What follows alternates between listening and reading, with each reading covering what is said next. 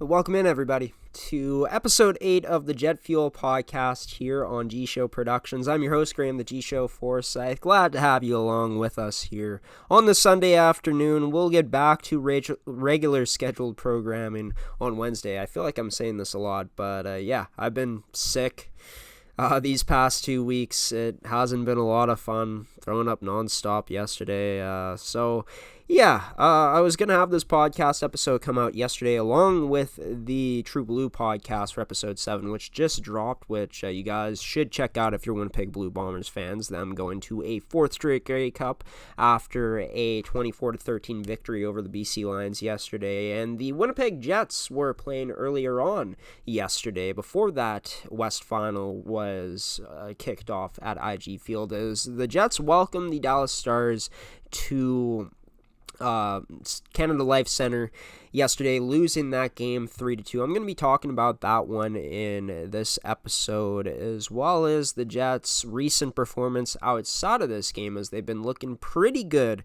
as of late. Also going to be getting into Cole Perfetti and his consistency, upcoming games for the Jets, attendance looking like it's getting a bit better, what's maybe gone into that, and some other stuff here on this edition of the Jet Fuel podcast, brought to you by Make Canada Fasteners and Tools, your one-stop shop for all your industrial needs. Visit their store locations in Brandon and Winnipeg today. Terrico, serving Manitoba producers for over 80 years. Visit their website at terrico.ca for more information about their products. And for goaltenders, your goalie's personal video review service, started by Jets 1.0 or ex-Jets 1.0 goaltender in Gordy Tummelson. Visit his website at gordytumelsongoalies.ca for more information. Coming up next after this transition, you'll see a black screen here for a sec, then we'll be back at it to talk about the Jets' loss yesterday in a well-fought game until the end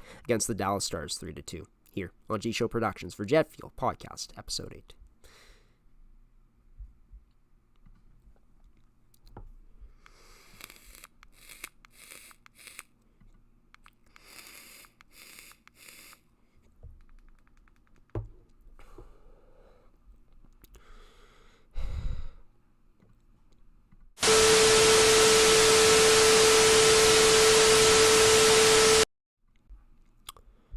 All right, everybody, let's get into it. So the Winnipeg Jets lost yesterday against the Dallas Stars. Winnipeg was down 2-0 at one point in the second period, as we'll pull up the full game stats here. Dallas, all their goals actually came in the third period yesterday, winning that one 3-1. Jets put up a goal in the third period, courtesy of Brendan Dillon, assisted by Mark Scheifele and Cal Connor with 10:05 into the frame. But none of that would matter as the Jets fall short. As you can see here, the Jets, their first two periods, they were having some trouble with creating opportunities in the offensive zone, but things all changed in that third period when they had 21 Corsi 4 chances compared to the 6 they gave up against. As you can see there, the Jets controlling more of the high danger scoring chances and expected goals for in that third period of action just wasn't enough to beat a well-structured, well-balanced Dallas Stars team, and Wedgwood had a pretty good performance as well. But yeah, for the Winnipeg Jets in this game, it came down to special teams in terms of what ended up costing them a good Dallas power play that the Jets went against. Dallas was 1 for 4 on the power play in that matchup, I guess. Let's take a look. Yeah, it was the Duchesne goal that was off of the power play, the third one, but the shorthanded goal, the second one of the game, bad puck management by the Jets. They give one up shorthanded, and Dallas grabbed a 2-0 lead at that point. Cole Perfetti was the one who kind of got caught on that turnover. Wasn't entirely on him, and as he wasn't the only one that was in that area on the power play when they gave up that shorthanded goal, but then later on, shortly after, responded with a nice rebound finish, goal set set up by Nikolai Ehlers with the shot on net. And it's another game where the Winnipeg Jets outshot their opponents. We've seen a lot of that this season. The Jets are doing a pretty good job of limiting shots throughout this game, only holding Dallas to 29. It's just Dallas, they played really well systematically, made it tough for the Jets throughout the game up until the third period to really break in and establish extensive zone time. As Winnipeg started to get that more in that third period, we saw a lot more good chances happening for this Jets team. Brandon Dillon has been on a tear here offensively with like points in his last 4 games, putting up some goals, a big blast yesterday on Scott Wedgwood. But yeah, at the end of the day, special teams ended up costing the Jets a bit in this one. Killed off 3 out of 4 power plays. Looked like they were moving their feet a lot more on the penalty kill too yesterday, which was nice to see. It's just Duchesne kind of found an open gap close to the Jets net, put it in, and it ended up being the game-winning goal. The Jets had a chance to move into first place yesterday with the win, but weren't able to do it as they fall to 7-5-2. Third in the Central still is Dallas. They've been really impressive so far this year, 9-3-1 for first in the Central. But it's got to be really nice looking at this game if you're a Winnipeg Jets fan, knowing that, hey, okay, we ended up losing, but this team didn't end up quitting, and in fact got better and had their best period in that third period in terms of creating the chances. Like I said, they started to find ways to break into the Dallas zone. They started winning on the forecheck more and started to find a few more gaps in that Dallas defense that they couldn't quite capitalize on. Like I said, Scott Wedgwood was really good in that game. The Jets, I think one thing that was really lacking for them in that game, as we'll show it up again, is not being able to get to the high danger scoring areas as frequently. They've been doing a really good job of that in their past few games where they've had success, but yesterday, going up against a Dallas team that defended really well in front of the net. Dallas doing the little things a bit better than Winnipeg in that game yesterday. Jets doing a good job, though, of limiting them in high-danger scoring chances, as you can see there by the statistics. Jets having one more chance than them in that aspect of things yesterday. Should be a fun season series to watch. This Jets team seemed like they were sticking with this Dallas Stars team. There were some breakdowns defensively for the Jets, but overall doing a pretty good job of defending yesterday. It's just needed a bit more offensive impact, weren't quite able to get that. And taking a look at the Jets in their past, 1, 2, 3, 4, 5, 6, 7, 8, 10, 11, 12, 13, 14. In their past 14 games, you take a look at them, and besides that game against the Oilers and the Red Wings, this team has pretty much dictated more of the offensive play throughout the games, through the 14 games so far this season. I'd say the biggest things that have hurt this Winnipeg Jets team have been just the gaffes defensively, as well as special teams. It has costed this team some wins this season. Of course, as the season was starting up, goaltending wasn't the best for the Jets, but that's shored up as things have gone along. I think that them controlling the play more so is just a credit to how deep this team is, how they don't just got one line that can create chances, but 2 to 3 lines that can do that now, in a really good fourth line. And it's also a credit to how this team is playing as a unit, really playing together, really playing in sync, as we're seeing the D getting involved on the offensive side of things. Like I said, Brandon Dillon, he's put up the points in his last few games, and he's been putting up some big goals for this Winnipeg Jets team. That's what you like to see. So the top end talent for the Jets, that top line has been really dominant in the past 2 of 3 games. Before that, the third line was this team's best line. That second line is creating good chances. And overall, taking a look at this Winnipeg Jets team, not only are they putting up good shots offensively and putting up a lot of shots offensively, but to do it the way they're doing it is winning on their forecheck battles, cycling the puck well, cycling from low to high, high to low, using your defense in the play, getting them involved. Really good puck movement, like I said, on the cycle. And we take a look at what they've been able to do defensively. They're 5th in terms of least shots on goal against per game at 27.6. Things that have gotten a bit better have been the power play and the penalty kill in the past few games for the Jets, but still, these have been areas where the Jets can get even better. In 26 right now, and penalty kill percentage at 73.5 and 17.3% on the power play, which is tied 19th in the league. The Jets have been pretty good at capitalizing on their chances, though. They're at 10.6% shooting percentage, which is 12th in the league. Face-offs has still been a struggle for this team, but overall, like I said, the team's controlling the play for the majority of the time throughout the season, as you saw, limiting shots throughout games. Goaltending's gotten better. This team has different lines that can beat you and hem you in the zone, and guys on the back end that have been getting better, like a Brendan Dillon, have really been benefiting this Jets team on the offensive side of the puck as well. So it's nice to see that, getting contributions from many different ways offensively for the Jets so far this season.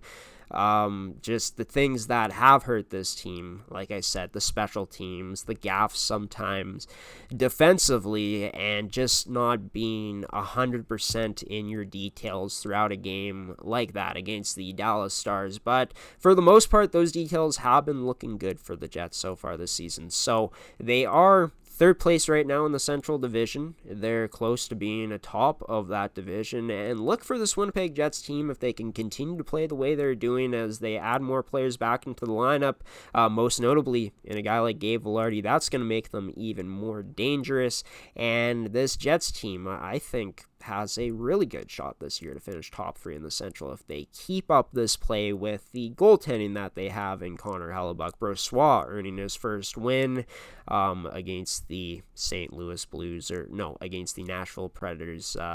You'll have to see the different contributors right now for the Winnipeg Jets, and it's paying off big time, even though they did not get that win yesterday against the Dallas Stars. We are going to take one more transition here. Not one more transition, but another transition before we head into what we're going to be talking about next, and that is going to be, what do we got coming up next? I know we're going to be talking about Cole Perfetti, but coming up next here on the Jet Fuel podcast, I'm also going to be talking about that top line, how it's been looking in these past few games for the Winnipeg Jets, as well as talking about attendance, as it seems like it's gotten a bit better in the past few games.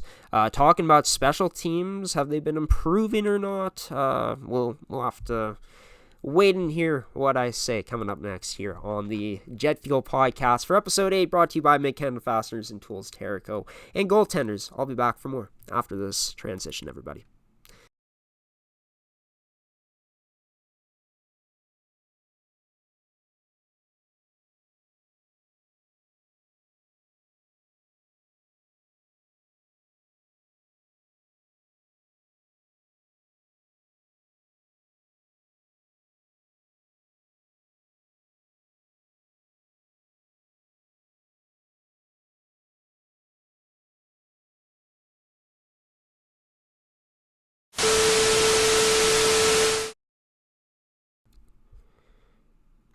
Welcome back to the Jet Fuel podcast, everyone, brought to you by Mid-Canada Fasteners and Tools, your one-stop shop for all your industrial needs. Visit their store locations in Brandon and Winnipeg today. We're also brought to you by Goaltenders, your goalie's personal video review service, by none other than ex-Jets 1.0 goaltender Gordie Tummelson. And we're also brought to you by Terrico, serving Manitoba producers in the agricultural industry for over 80 years. Talked about the Jets, their recent performance as well, as their recent loss to the Dallas Stars. Just to give you guys an idea, or give you guys the games the Jets got coming up next. Three teams that pose challenges to this Jets team. The New Jersey Devils, who are fourth in the Metropolitan Division right now, but they got one heck of a team. Right now, they're currently without Jack Hughes, and I believe Nico Hischier is out right now, so missing a bit of talent there. Plays in the Jets' favor, I'd say, but it's going to be a tough game. New Jersey's still a really good team, even without Hughes, and Hischier obviously nowhere near as good with them and that giving the Jets a bit of an advantage in this one coming up. But the Sabres, they've been playing better hockey as the season comes along. That's who the Jets play on Friday, and then the Jets end off their homestand against the Arizona Coyotes, who look much improved this year, 7-6-1 so far, and the Jets beating them last Saturday, 5-3 at Mullet Arena. They come to Canada Life next Saturday to play the Jets at 6 p.m. But speaking of the Winnipeg Jets, in terms of this team's attendance, it's gotten a bit better. Over 12,000 people have been in attendance for the past two Winnipeg Jets games, still trying to get their way back to around that 13,000 number and to more sellouts. But seems like more people are starting to go to the games. I'd say probably the big reason is this Winnipeg Jets team has been showing more improvement as the season goes along in terms of wins. They got to keep these wins going to get more fans in the seats, man, because at the end of the day, winning in a small market is what's going to pack the seats. And this Jets team, they're 6-2-2 in their last 10, playing good hockey. They're 7-5-2 right now, third in the Central Division. If we take a look at the standings, they're 3 points out of first place. They're tied for second place with the Colorado Avalanche. So that's huge. I know that Mark Chipman had spoken about how the Jets aren't going anywhere. He says he can pretty much, guarantee that, in other words. And he says that a big thing is they've been getting less business owners buying season tickets, which is definitely something that True North is going to have to be taking a look at, is how can you get more business owners to buy in and buy more company tickets, right? And I think, I've talked so much about in-game experience and pre-game experience. I think that it could still, it definitely could improve for this Winnipeg Jets team. But the most important thing at the end of the day is having that winning product and showing that you are going in the right direction in terms of positive progression, right? Because, for example, the Jets in 2017-18, they were at their highest point ever in terms of their success. After that, they weren't able to progress forward. They ended up losing more talent than I think fans would have thought, with Big Buff and Jacob Trouba and Tyler Myers, just naming players now. But with those guys leaving, the Jets haven't really been able to get back to that place of being a true Stanley Cup contender since then, and there's been opportunities for this team to go out and get better by adding to their roster. But like Kevin Cheveldayoff said last season, this isn't fantasy hockey, and guess what? His fantasy of what he ended up doing had the Jets losing in the first round of the playoffs. So I think that, as well as, not the best messaging from True North, is also, I've said this before, but I think that, probably left a sour taste in, business owners' mouths probably. But a lot of season ticket holders here in Winnipeg are individuals. And yeah, why would an individual want to pay for a corporation making a bunch of money to be passive-aggressive to you? I mean, that's probably not the biggest reason that went into it, but that, with just how things have gone throughout the year, with the progression of the results that this Winnipeg Jets franchise has had on ice, I do still think that the in-game experience is, as well as the pre-game experience, is a bit dry. I think there's ways to improve that, but then, also ticket prices. I mean, it's a real thing. Bombers games, for example, tickets are a lot cheaper to go compared to a Jets game on average, and a lot of people still don't know about the discount ticket services, and that's something that the Winnipeg Jets will obviously never promote, along with the NHL, as they'll always promote the Ticketmaster prices, right? So the price, along with the product and the things I've talked about before, definitely things that I think all play an impact into what's gone on here in the Winnipeg Jets. In terms of them getting fans into seats, them being in attendance. But at the same time, it's nice to see that they're not quite in that 11,000 mark anymore. They're just over that 12,000 mark of fans coming into the stands. And the most important thing to keep this going in terms of seeing this number climb and rise up is simply for this team to keep winning. Maybe they take a look at prices down the line in terms of what they're charging for games and for food prices. But at the end of the day, it's a small market and you're looking to make ends meet and make money. I get that. But as long as this team plays like they did against Dallas, even though they weren't able to get the win, showing that type of effort and that resiliency and showing that they can continue to win games, I think that the attendance should... it shouldn't go back down into the 11,000 range, because I do truly believe this Jets team will be a playoff team this year when Velarde comes back. That's going to only improve their chances of being able to do that. And, hopefully more fans here in Winnipeg will start to, pay attention and realize, hey, it is going to be a worthwhile experience to spend my money watching this team at an NHL game, because the result may be positive at that. But yeah, what else to talk about here? Well, I think a big part of this Jets winning streak, like I said, has been the different ways they've shown you they can beat you offensively with their different lines. Mainly before, that St. Louis game, it was mainly that third line that was doing most of the heavy lifting for the Jets, which it's a line, like I've said in the past. I said it in my blog article I wrote last week, but adding Nino Niederreiter to that line has added such an offensive presence that line really hasn't had before in the past consistently. And like Nick Lynam has said, this was a very good grouping together last season. The Jets have gone back to that and have really been rewarded for it. And we're seeing guys like Lowry and Appleton, producing offensively at points so far this season, which we haven't seen them look this good offensively to this point throughout their careers. Honestly, when I've seen them play, as good as Adam Lowry had a good streak of things going last year, had some inconsistencies, but just seems like that line is playing with a lot of confidence, with a lot of energy, and has been, benefiting this Jets team quite well, whether that's establishing offensive zone time and setting the tone that way, or setting the tone physically.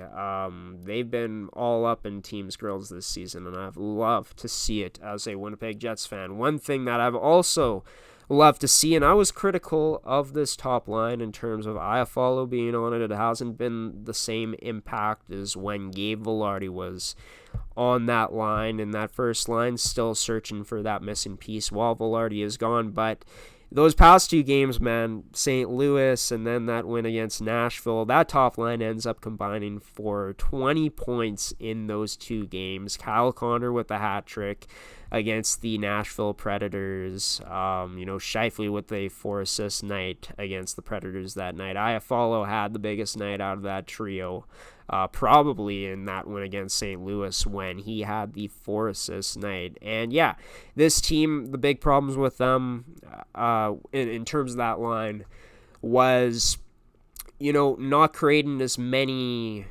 consistent offensive chances, and also being hemmed in the defensive zone more so. But in those wins against the St. Louis Blues and the Nashville Predators, it wasn't even close to being those types of problems for this first line, where they were exiting out of the defensive zone with ease, making really good defensive plays to be able to transition and break out, to have that ability to do that, and really just working the puck around well in the offensive zone. Seeing what Kyle Connor and Mark Scheifele can do with their movement has been a lot of fun to see. Iafallo being that hard-working player on that line that's going to go into the corners and help battle, and also has displayed his skill too. I mean, 20 points in those past 2 games, controlling most of the play, cycling the puck well, making skilled plays, getting to the net for them. That line was doing it all. I'd say the highlight of it all for this line in their dominance was just that complete effort on that play against the Predators where Kyle Connor scores his highlight reel goal, right? It starts with a great play in the defensive zone with that whole unit getting back, that whole line. They're able to get possession, transition up the ice, stretch pass to Scheifele from DeMello, connected beautifully. Then Scheifele sends it to Connor. Connor goes in, drags it wide to the backhand on the defender to beat him, and outweights UC Saros to put up a goal, which was one of the 3 in his hat-trick performance that night. But this team plays with, or this line plays with a lot of speed, really dangerous in the offensive zone when they've been getting into their groove. That trio of Connor, Scheifele, and Iafallo have been.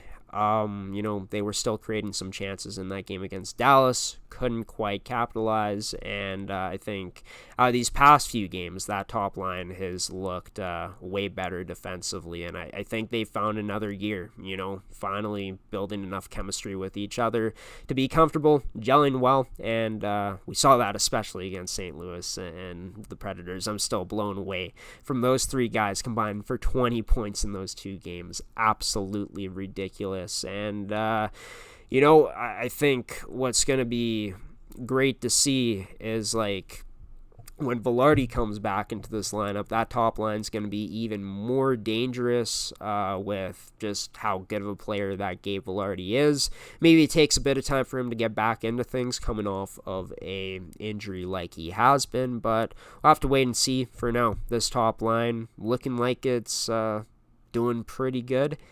And I was thinking maybe there should be a line combination change throughout the top 2 lines, since the third line, you keep them intact. They've been doing so good, but if Scheifele, Iafallo, and Connor are able to play like they've been playing recently, no need to change that line until Velarde comes back. Then that's a different story. But coming up next, I'm going to be talking about the Jets. Their special teams. Have they been improving? We'll take a look at that throughout the past few games, as well as the consistency of Cole Perfetti, how excellent he's been for the Jets, and why I think he should get even more ice time. You're watching the Jet Fuel Podcast, brought to you by Terrico, Mechanical Fasteners and Tools and Goaltenders. We'll be back for more on Episode 8 after this transition.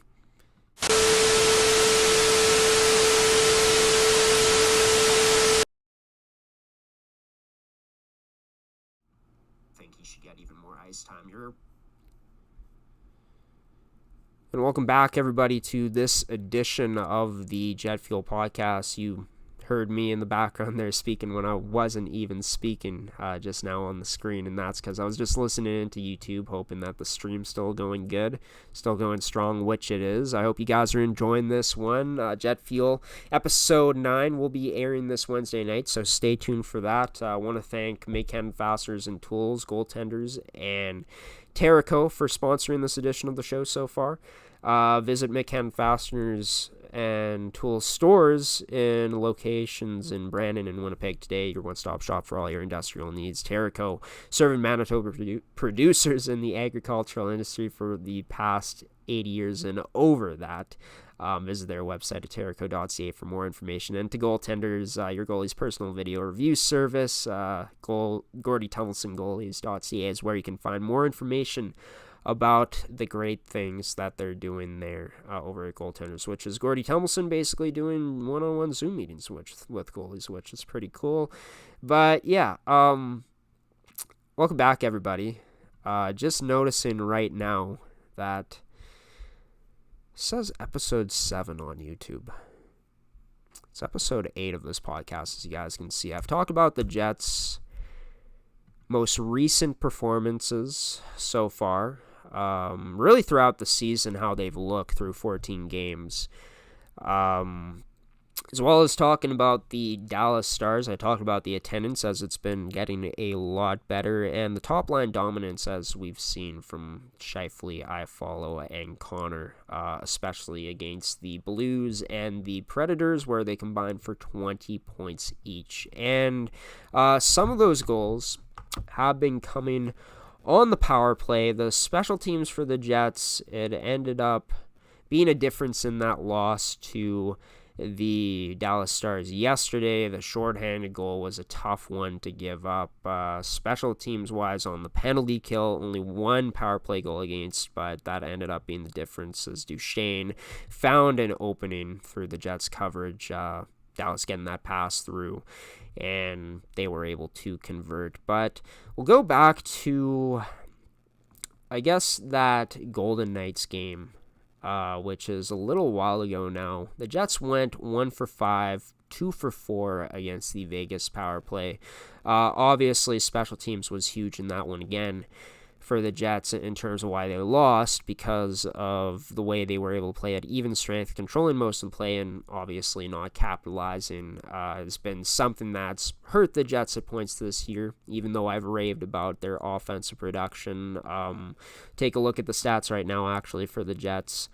They have 10th most goals for per game. There's just been some games this season when, they've been goalied, and seems like that's been kind of twice against the Vegas Golden Knights. But in that game against the Arizona Coyotes, the Jets went 1 for 3 on the power play, 1 for 3 against the Arizona power play. But here's where it got really good for the Jets, was in that game against the St. Louis Blues, where the Jets were not only their most disciplined as I've seen them in a while, only taken one penalty, but they killed that one off, and their power play found more success than it has in a very long time in that game at 2 for 3, with Kyle Connor scoring on the power play and Mark Scheifele opening scoring up in that game with a power play goal of his own.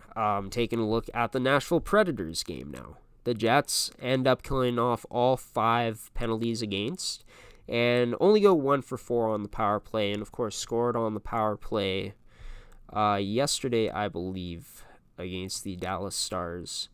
Or no, didn't score on the power play, so their streak came to an end, went 1 for 4 against 3 for 4 against the Dallas power play on the kill.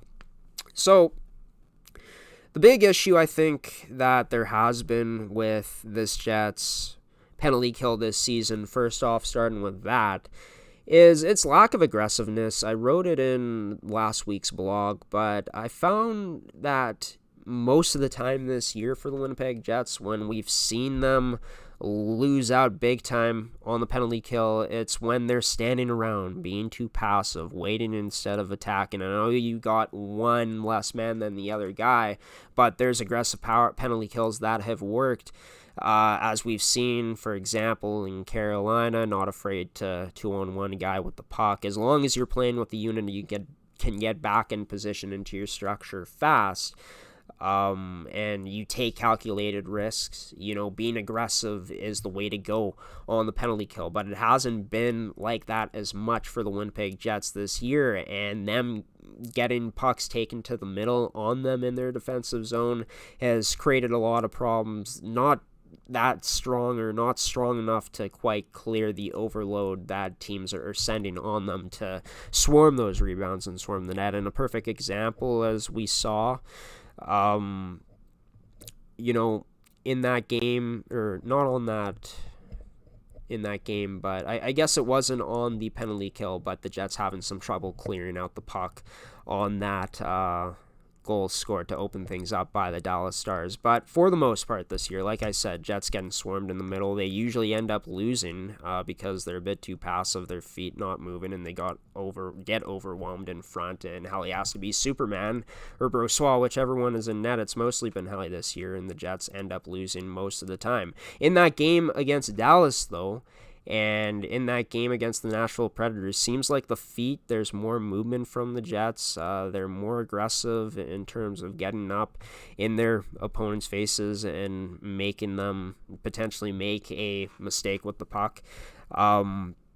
yeah, I think that the more the penalty kill, the more you move your feet and you're not just standing still, the better chances you can have of closing off space and making the decisions tougher on the power play that the other teams have to make good decisions. So, yeah, that's something that I think definitely has to get better for the Jets as the season goes along here. It was pretty good yesterday against the Dallas Stars. More feet movement, wasn't as passive. Just something that has to be consistently done well for the Jets to really see a rise in those rankings to get out of the near the bottom of the league in those. As for the power play, best game they had was against the St. Louis Blues in the past little while, and for most of the season for the Winnipeg Jets, this power play has looked, not completely stagnant because there's always some movement on the power play, but rather predictable for the Jets. And, a lot of their passes have either been picked off or maybe they can't get into a good groove of things with the passing when they've struggled. Some predictability in terms of where they're going to go, some trouble entering the zone and sustaining it. So there's been a whole lot of issues for the Jets. I think that, things started to turn more so in the right direction when this team found a bit of confidence on the man advantage in that game against the Arizona Coyotes when they worked it around well and Nikolai Ehlers was able to find Nino Niederreiter in front of the net for the goal. Since then, I think that this power play for the Jets has been getting a lot more good looks. They've been faster with the puck movement that they've had. They've been, finding their guys in the high quality scoring areas, just not quite able to cap yesterday. Special teams wasn't as good yesterday, going 0 for 3 with the man advantage, but the movement has looked a lot better on the power play for the Jets. Still things they got to improve on. I think that, something that has to be really good as the season goes along is them being able to enter the zone with efficiency and enter it well. And I think that's where a guy like Nikolai Ehlers comes into play on that top pairing, on that top unit, with how good of a zone entry player he is this season. So, yeah, for this Jets team, they've been rewarded more with power play goals. Those top guys of Mark Scheifele and Kyle Connor, that top line that is, and I follow, really doing some good work in that game against the St. Louis Blues, and it was just faster puck movement, more efficient puck movement, and something that the Jets need to find more of consistently as the season goes along. Since the power play is still under 20%, you can get better with the talent you have on this roster, and Gabe Vilardi, when he comes back, maybe the power play gets better when he's on it. But yeah, in terms of Cole Perfetti, he's who I'm going to be talking about next here on this edition of the Jet Fuel Podcast, talking about his consistency and why he should be getting more ice time, maybe that second line as a whole. You're watching the Jet Fuel Podcast here on GShow Productions. More coming up after this transition. Welcome back, everybody, to this edition of the Jet Fuel Podcast for Episode 8, brought to you by Mid-Canada Fasteners and Tools, Terraco, and Goaltenders. We are going to, excuse my voice crack there, but yeah, I've been talking about a lot of things in this episode. We're going to end it off here, might take another transition afterwards, but Cole Perfetti, yesterday for the Winnipeg Jets, got the goal scoring going, getting lost in coverage, finding that open ice, and getting to the net for a rebound uncovered, and making no mistake on Scott Wedgwood to score his fourth goal of the season. For Cole Perfetti, he only had one goal in the game. Taking a look at his stats now, he's got 11 points in 14 games played. In terms of where that has him ranked among Winnipeg Jets players, Perfetti is fourth on the team in points, 1 point behind Alex Iafallo. His ice time is almost up to 14 minutes per night. 13:59 is what he is averaging. He's near the top of this Jets team in assists. He's tied with guys like Iafallo as well as Appleton for 4 goals now. And yeah, I mean, Cole Perfetti, what he's shown you is how smart of a player he is this season, and a player that's so good in so many different ways. When we talk about him using his smarts in the defensive zone, being as responsible as he is in his coverage, sure, that turnover for that shorthand goal scored by the Dallas Stars was a tough one to give up, but he responds so nicely after that, making a high IQ play of getting to the net to pot that rebound off of a Nikolai Ehlers shot. He's been one of the most reliable Jets all season long. His game has been pretty strong on the defensive side of things, and you look at what he does offensively with his high IQ. When he has the puck on his stick, he's always making a smart and efficient pass. If you take a look at what Cole Perfetti has done this year in terms of the shots, only 29 shots so far in 14 games played, but he's not a shooter. He's more of a passer first, and we've seen that. But even though he hasn't shot that much, he still has 4 goals. So he's close to a point per game right now. He's been your most consistent player, one of your most consistent players for these past 6 games, with a point in all 6 of them. 7 points in his last 6 appearances for the Jets. You know, he's getting shots on net. He's creating good chances. He has a shot on net in every one of his last 6 games. Every game since the second game of the season against Florida. So he's not shooting it that much within game, but he's getting shots on net. He's making his line mates around him better. And the fact that he only has 13 minutes and 59 seconds per ice time right now is crazy to me, because he is not only one of your smartest players out there in the lineup, he's one of your most reliable players, and he's a player that's been Mr. Consistency for your hockey club. I don't think it's ever a bad problem to have when you have a top line that's performed like the Jets have had theirs perform, and their third line performing like it is. To have a second line seemingly, creating a high quality of chances that doesn't get talked about as much, except for recently, as more people are now starting to talk about how good Cole Perfetti and this second line is for the Winnipeg Jets. I thought Cole Perfetti was honestly the best player in that game for Winnipeg yesterday, doing so many things well. And if you're a team that wants to go for it all this season, wants to win now, you need to get your best players accustomed to playing more minutes. It's nice to see the ice time going up for Cole Perfetti, but you could still have him playing way more than 13 minutes, 59 seconds per game, basically 14 minutes a night. He's a difference maker out there. He's been nothing but a positive for the Jets this season, and you'd like to see him get some more opportunities throughout games to build up more stamina throughout this season, more confidence to be able to take his game to the next level, to be able to play make, and to be able to defend the way Cole Perfetti has been able to defend this season. It's been a treat to watch, and he should be getting more opportunities, more ice time. It's just, will this Jets staff give it to him? I'm not quite sure. He is sensational for this Jets team. Not the fastest player. He's characterized as a slow player, but his smarts make up for it.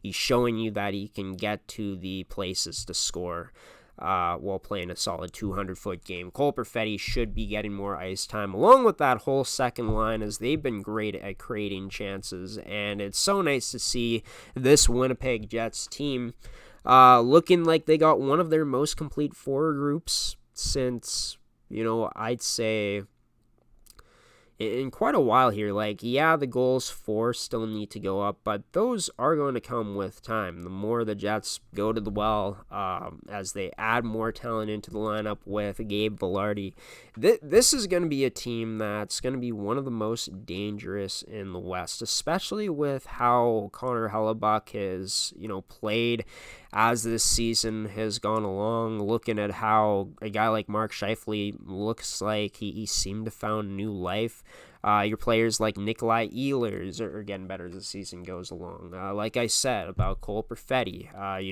putting Niederreiter on that third line and, getting the results from that has been sensational to see. The Jets probably have their best fourth line since the 2017-18 season, and their decor isn't hurting them as much as this season has gone along. There's guys like Brandon Dillon and, Nate Schmidt still struggling, but they haven't looked as bad in terms of a guy like Nate Schmidt, and even Neil Pionk has been playing great hockey. And also shout out to Mark Chipman for,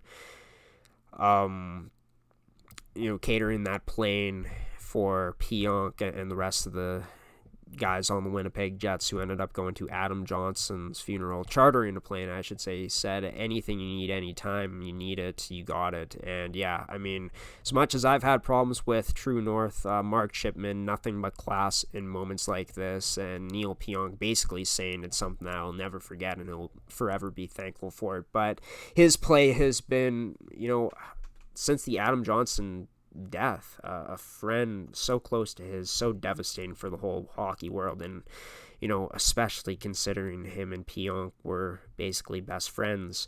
But you've seen his game, even before that and since that, it's really come to life for this Winnipeg Jets team.